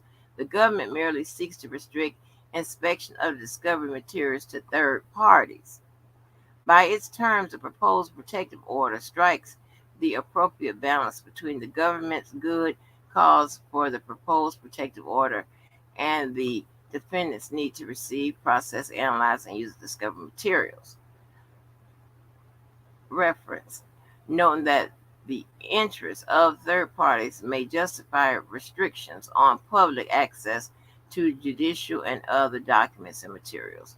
A restriction on the discovery materials is needed to ensure the fairness of the proceedings and that trial this matter is conducted inside the courtroom rather than on social media or another forum. Finally, proposed protective order does not substantially prejudice the defendant, who will be permitted to review the protected discovery in the presence of defense counsel and defense counsel's team. Crime defendant is prejudice from imposition of Rule 16. For the conclusion, the government respectfully requests that the court issue the attached proposed protective order regarding the discovery of this case. Okay.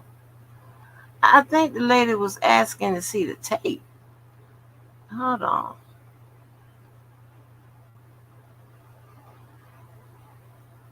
Let me see. It was something else. I think he had one more thing.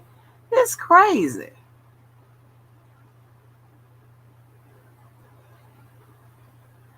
I wonder if they're saying if they give them the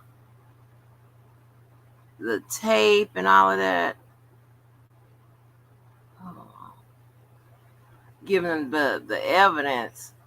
I wonder, are they saying that included in that is, maybe some identifiable stuff that's, why they have the protective order there that will allow him to have access to that information that's supposed to be protected. But I didn't see her asking for all of that.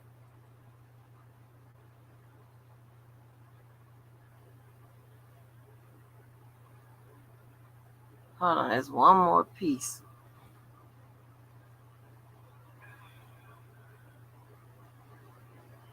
Okay, is this the order? Okay, this is the protective order. Let me put this up here.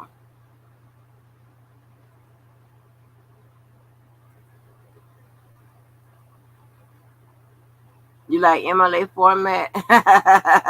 All right.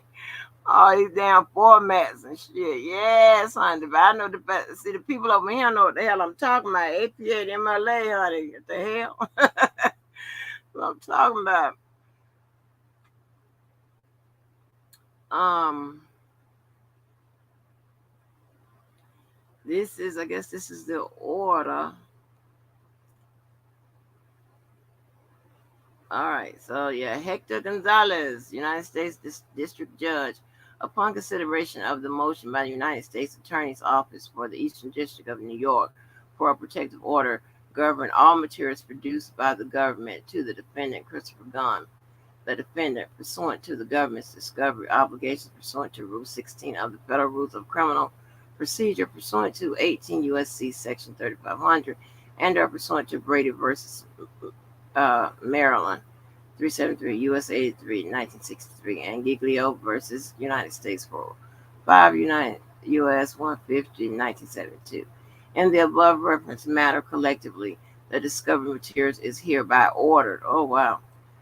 One, discovery materials, however designated, and any and all copies, notes, transcripts, documents, and other information and materials derived or prepared from the discovery materials may be used by the defendant's counsel, defense. So hold on. So okay, upon consideration for motion by the United States.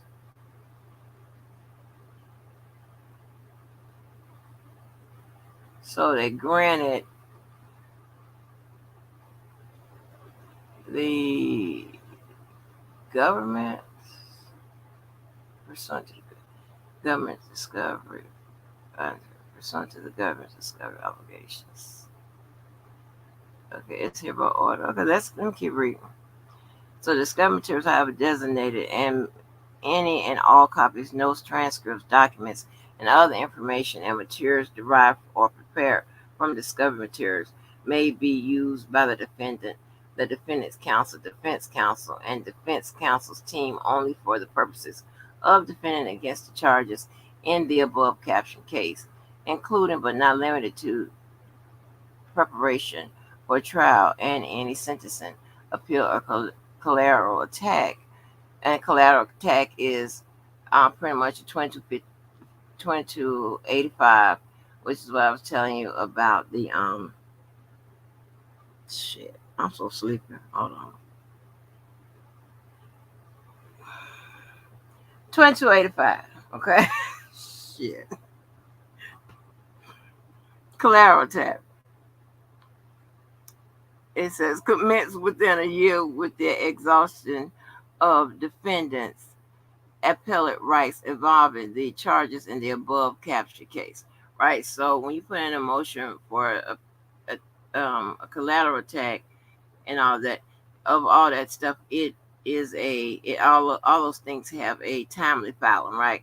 And certain motions and appeals that you could put in that will stop the clock, the time of filing clock, right? Because it can extend it, whatever, depending on what your post conviction activity is going on, whatever you're putting in. Some of those things that you can extend the time you have to file an appeal. You maybe have like a year within the conviction, depending on if you put in a motion for reconsideration for certain things that can extend that appeal time, beyond the year. So, habeas corpus. Shit, that shit um, escaped my mind when it's talking about a collateral tax. Remember, I said that goes after your appeal, then that goes back to the trial court that held your case. That if you got convicted, right? So it's 2055. I'm sorry. Let's see, the 2255. Hold on.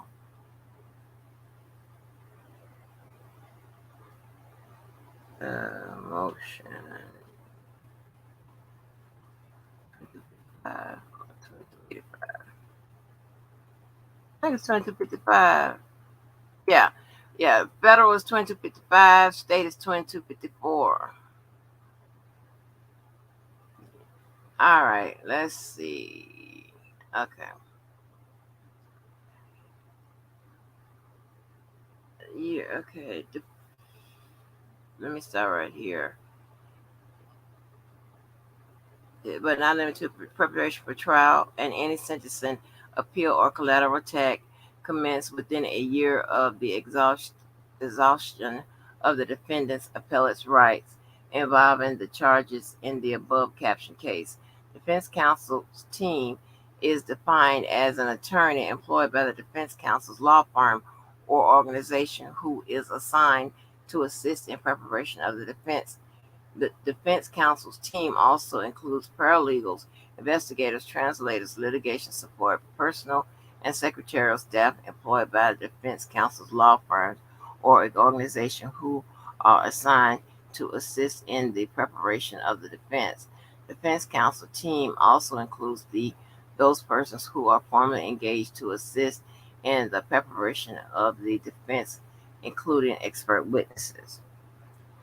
Number two, except otherwise provided in this protective order, any and all discovered materials disclosed or produced to the defendant and or defense counsel by the government, and any copies, notes, transcript documents, and other information and materials derived or prepared from the discovered materials shall not be further disclosed, disseminated, or discussed by the defendant, defense counsel, or defense counsel's team to or with any individual, organizations, or other entities except as deemed necessary by defense counsel for the purpose of defending against the charges. This exception, however, shall not apply to protected discovery as defined below. Protected discovery shall not be further disclosed, disseminated, or discussed by the defendant, defense counsel, or defense counsel's team, or with any individual organizations or any other entities. Number three, none of the discovery materials, nor any copies, notes, transcripts, documents, or any information and materials derived or prepared from the discovery materials shall be disseminated to or discussed with the media in any form. Nothing in this protective order prohibits the media from obtaining copies of any items that become public exhibits at any conference, hearing, trial, or other proceeding. Right, so that little area right there, that's where I used to get my legal information when, R. Kelly used to have something dropped that y'all couldn't see yet. I had access to see that because I'm getting it from where the media, where it drops, where the media gets it first and then they put it out to y'all, whatever. That's where I was getting the information from. So that's the little area that they're talking about there. It says the government will produce material to defense counsel marked with the words protected discovery or otherwise identified in the government's sole discretion in writing as such as the protected discovery. The protected discovery will include a witness statements under 18 USC section 3500, which is 3500 material, and B, information that could lead to the identification of potential witnesses, including civilian law enforcement witnesses and cooperating witnesses. Okay. Um, and 3500 also is referred to as the Jinx Act. Okay. So, five, defendant may review the protected discovery only in the presence of defense counsel or defense counsel's team. The defendant is prohibited from having possession, custody, or control of the protected discovery, except to the extent necessary for the defendant to review the protected discovery in the presence of the defense counsel or defense counsel's team. Such persons may review with the defendant the protected discovery, but may not permit the discovery to retain such materials or copies thereof. The defendant is further prohibited from disclosing, disseminating, or discussing the protected discovery with any individuals other than defense counsel or defense counsel's team. Wow, god damn. Number 6, if the defendant obtains substitute counsel, the defendant, defense counsel, and defense counsel's team will not transfer any portion of the discovery materials or any copies, notes, transcripts, documents, or any information and materials derived or prepared from the discovered materials unless and until such counsel becomes counsel of record, which simply means that until you become counsel of record, that's when you can get a hold to all the file with regards to the case. Has been provided with a copy of the protective order signed attached A to this protective order and provides a signed copy of attachment A to the government. 7. The defendant may file discovery materials with the court or otherwise use discovery materials during court proceedings, provided he complies with Rule 49.1A of the Federal Rules of Criminal Procedure and ensures that all court filings and transcripts that disclose the covered material are appropriately redacted to protect personally identifiable information and financial information. The defendant will seek permission from the court in advance of seeking to offer unredacted versions of discovery materials into evidence or into the public record. 8. Absent prior agreement of the government, the permission from the court, protected discovery shall not be included in any public filing with the court and instead shall be submitted under seal. The restriction does not apply to documents that are or become part of the public domain, other than through a violation of the protective order or the public court record, including documents that have been received in evidence at other trials except witness statements under Section 3500, aka the Jinx Act, even if available in the public domain or the public court record, shall not be included in public court filings absent prior agreement of the government or permission from the court. Number 9, provisions of the protective order shall not be construed as preventing disclosure of any information in the public domain other than through a violation of the protective order or information obtained independently from the sources described in paragraph 1 above, except witness statements under Section 3500, even if available in the public domain, cannot be further disseminated by the defendant, defense counsel, or defense counsel's team.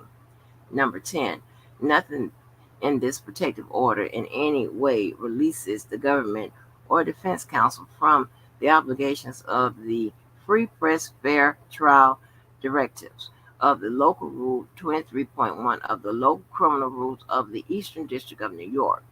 Number 11, nothing in this order shall preclude the government from seeking a further protective order pursuant to Rule 16D as particular items of discovery materials, nor shall it preclude the defendant or defense counsel from seeking modifications of the order. 12. Upon conclusion of this matter, specifically within 30 days of A, verdict of acquittal rendered by a jury, B, the date of sentencing if no appeal is filed, or C, the issuance of an appellate decision rendering a final judgment, all of the discovery materials shall be disposed of in one of 3 ways unless otherwise ordered by the court. The materials may be 1, destroyed, 2, returned to the United States, or 3, retained in defense counsel's file. In the event that the materials are retained by the defense counsel, the restrictions of this order continue in effect as long as the discovery materials are so maintained, and they may not be disseminated or used in connection with any other matter without further order of the court. 13. In the event that the terms of this protective order are violated, defense counsel or the government shall advise the court and opposing counsel immediately of the nature of the circumstances and such violations. 14. This court shall retain jurisdiction over all persons subject to this order to the extent necessary to enforce any obligation arising hereunder or to impose sanctions for any contempt thereof. So just meaning that everybody involved in this case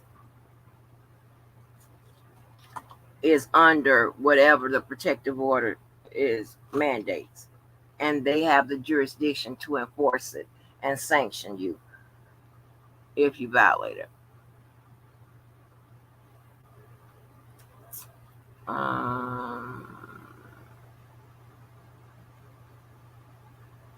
So you asked me about Debo, and that's what's going on. Woo!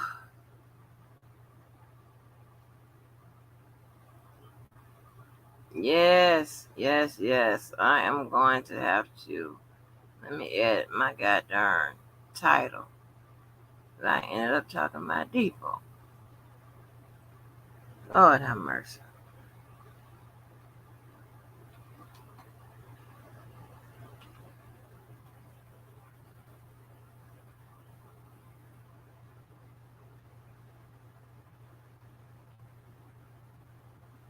I'm glad. So whoever came and asked me that question, because I didn't think nothing else was going on.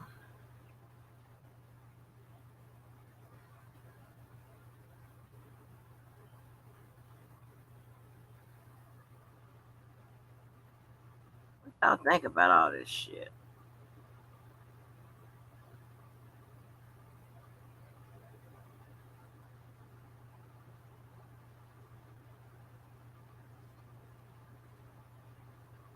I miss my old folks.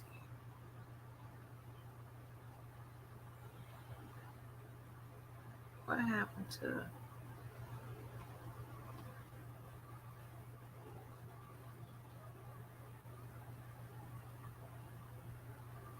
Why is it? Oh, there we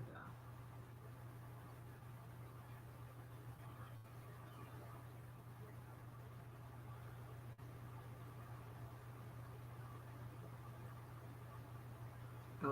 I'm fixing my title, y'all.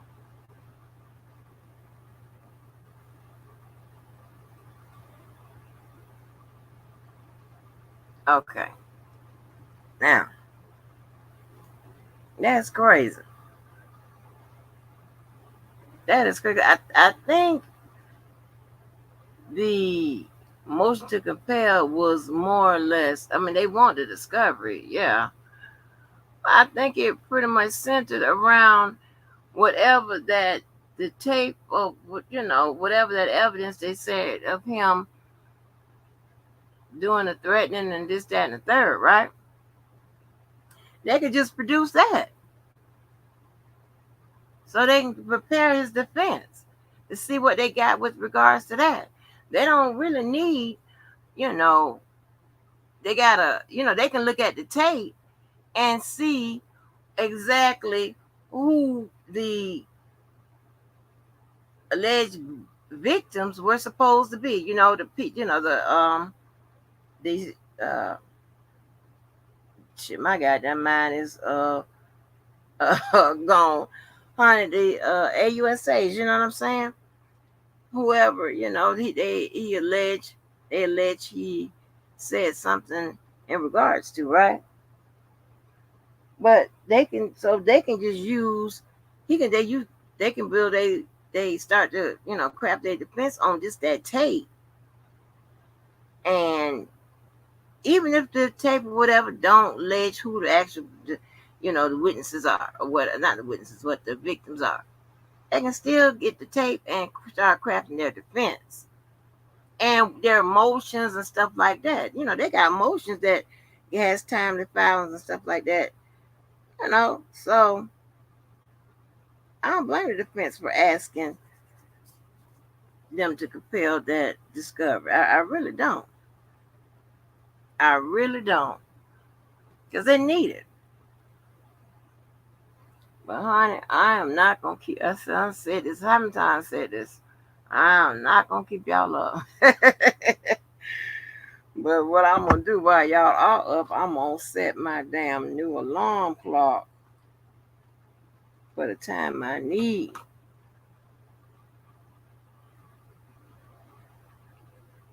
Cause my other,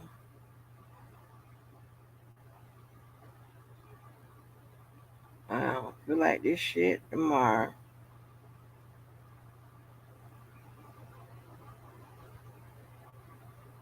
or today. I'm telling you, I don't feel like this shit. I done bit off too much I can chew. I'd rather lay in my goddamn bed, honey.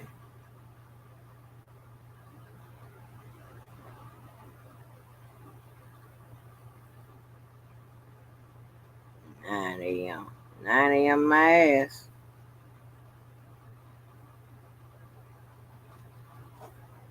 Man, let me get off here. Cause what I got to do? Hold on. Yes, what I got to do?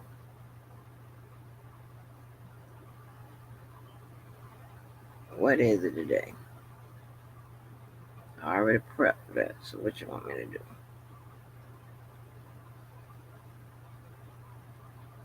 This here.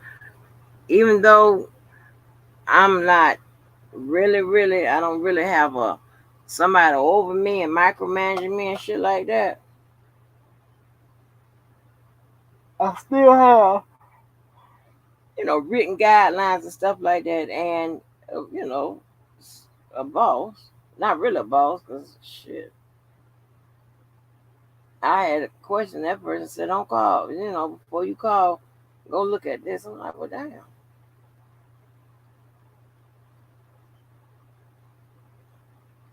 I don't like this shit. I ain't been no rookie in a minute." Mm-mm.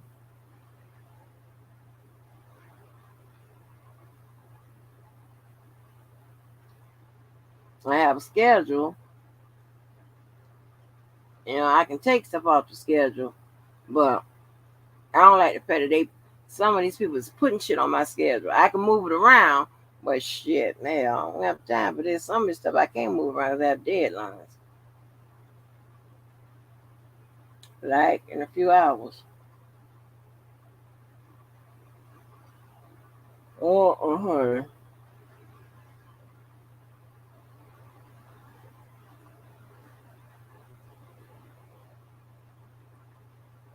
Hold on.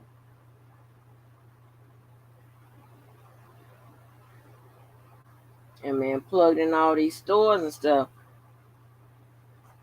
Shit a little different, I get discounts and all of that.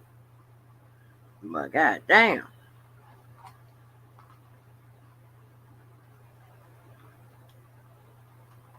child. But anyway, y'all, I'm finna get up off here. Once again, make sure y'all like, share, and subscribe. I put another one in the books because I did some reading, honey. Y'all, to the next live, to the next live. I hope y'all stay alive to the next live. I love you. Good morning, good night, and peace out.